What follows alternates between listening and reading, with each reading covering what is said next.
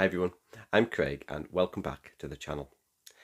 Today we're diving into a topic that's essential for anyone who writes in English. Punctuation. Proper punctuation not only helps convey your message clearly, but also adds a level of professionalism to your writing.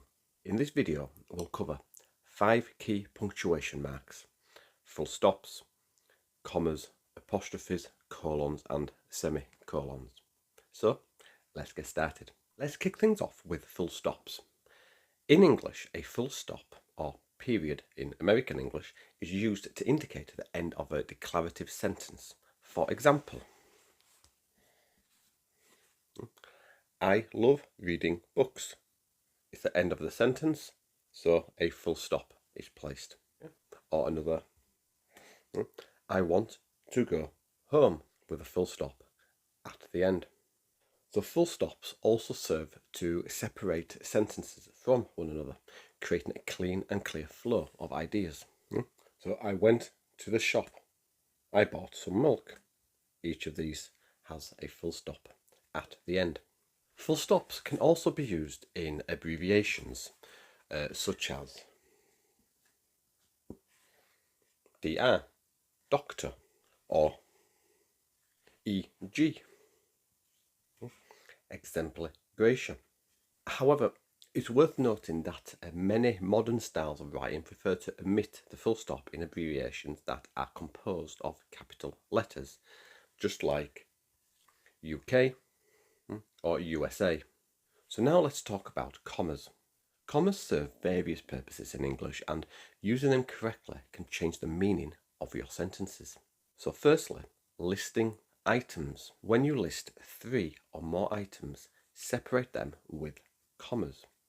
For example, I need eggs, milk, and bread. Okay, the comma between each item: eggs, milk, and bread, with a full stop at the end. For breakfast, I had toast, cereal, and coffee, separating each one with a comma.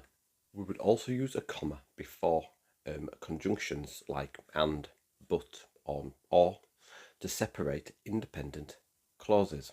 For example, I wanted to go for a walk, comma, but it started raining.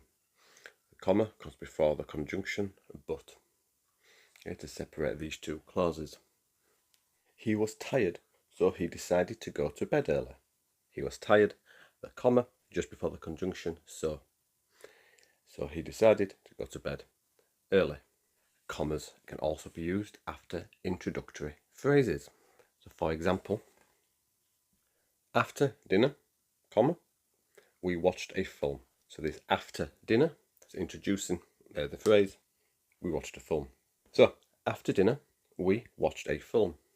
Or in the morning, comma, I like to go for a jog.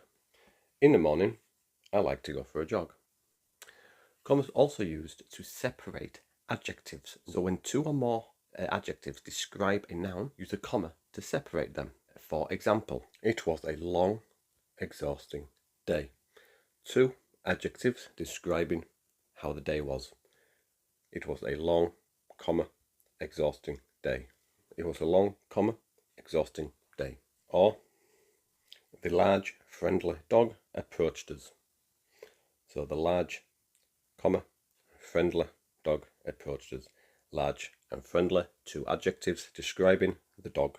Commas are also used for setting off non-essential information. So what I mean is we use commas to enclose clauses that add extra information but are not essential to the meaning of the sentence. So for instance, my brother, who lives in London, is visiting. Okay, so my brother, then this phrase, who lives in London, is not essential. Saying that he lives in London isn't necessary for the sentence to make sense.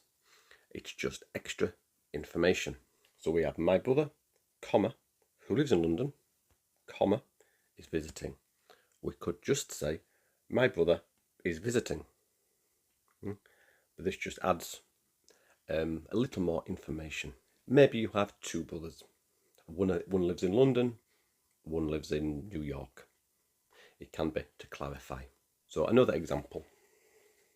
Our teacher, who has a PhD, is very knowledgeable. Who has a PhD isn't relevant. Our teacher is very knowledgeable. So now let's have a look at apostrophes. So this little punctuation mark has two main uses. Firstly, showing possession. So to show that something belongs to someone, use an apostrophe followed by an S. For example, that is Sarah's book. That book belongs to Sarah. So Sarah, apostrophe, S, to show the possession of the book. If the noun ends with S, it may be a plural noun. It could be somebody's name that ends with S. Then we add an apostrophe, but we do not add an extra S. For example, Lewis's dog is friendly. We add this apostrophe here, but no S. However, it is pronounced Lewis's, but we spell it without the other S. Yeah, so Lewis's dog is friendly. Now, apostrophes are also used for contractions, and they're there to indicate missing letters in contractions. So, for example, I can't is short for I cannot, and cannot is spelt in one word. I can't is a contraction of I cannot. It's spelled with a single N in can't, and the apostrophe replaces the vowel in the not, the O. And I shouldn't is a contraction of I should not. Once again, the apostrophe replaces the O in not. When using apostrophes, we have to be very careful, because if they're used incorrectly, it can lead to confusion. The apostrophe would show possession, as we've just looked at. However, these two words here, it's and its, one has an apostrophe, one does not. The one that does not is the possession. So it without apostrophe is possessive. The one with the apostrophe is the contraction of it is. So this it goes against the rule of possession having an apostrophe. So next up, let's have a look at colons. Colons are used to introduce information, lists, or explanations. So we use a colon to introduce a list when the introductory clause is complete. For example, you will need the following items: colon, a pen, paper, and a rubber. All these, the list here separated with commas: a pen, a paper, and a rubber, or eraser. In the UK, colloquially, is called a rubber. So colons can also introduce quotes or further explanations that elaborate on what came before it. For instance, he had one goal: to finish the marathon. So he had one goal, colon, to finish the marathon. The teacher gave us some advice: always do your best and never give up. Okay, the colon introducing a quote. Because it's a quote, I've used some quotation marks. I've used single, but you can always use double quotation marks. Now, finally, let's explore semicolons. This punctuation mark is often misunderstood, but is incredibly useful. It can join related clauses. So, a semicolon, it can connect two independent clauses that are closely related, but could stand alone as separate sentences. So, for example, I love books, semicolon, they take me to new worlds. I love books, they take me to new worlds. The semicolon, okay, after I love books. Or, I enjoy running, it helps me clear my mind. The semicolon, after I enjoy running. The weather was terrible, we decided to stay in and watch TV.